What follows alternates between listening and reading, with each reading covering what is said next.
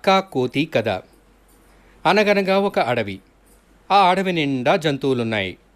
జంతువులన్నిటిలో ఒక కోతి కూడా ఉంది.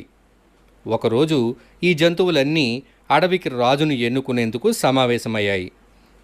జంతువులన్నీ కోతిని డ్యాన్స్ చేయమని అడిగాయి. కోతి గెంతులేసి డ్యాన్స్ చేసి పాటలు పాడి అందరినీ ఆనందపరిచింది. కోతి చేసిన డ్యాన్స్ జంతువులన్నిటికీ ఎంతో నచ్చింది. అవి కూడా డ్యాన్స్ చేయడం మొదలుపెట్టాయి. జంతువులన్నీ ఎంతో సంతోషంగా ఉన్నాయి.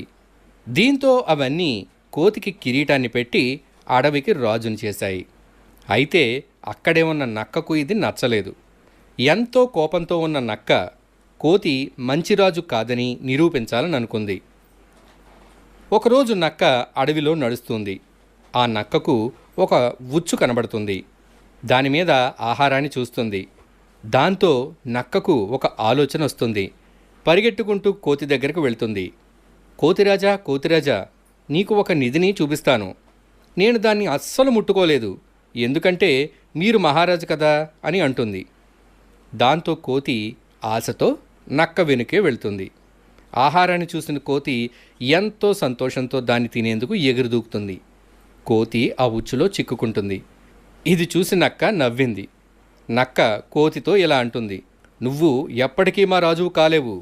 రాజైనవాడు తనని తాను రక్షించుకోవాలి, అంతేకాదు అందరినీ కాపాడాలి.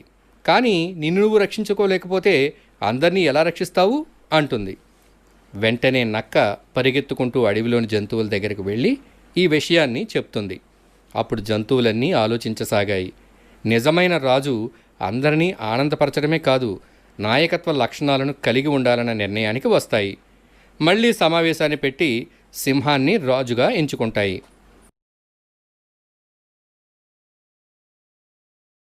మంచి నాయకుడికి కావలసిన లక్షణం తన ప్రజలను రక్షించగలగడం.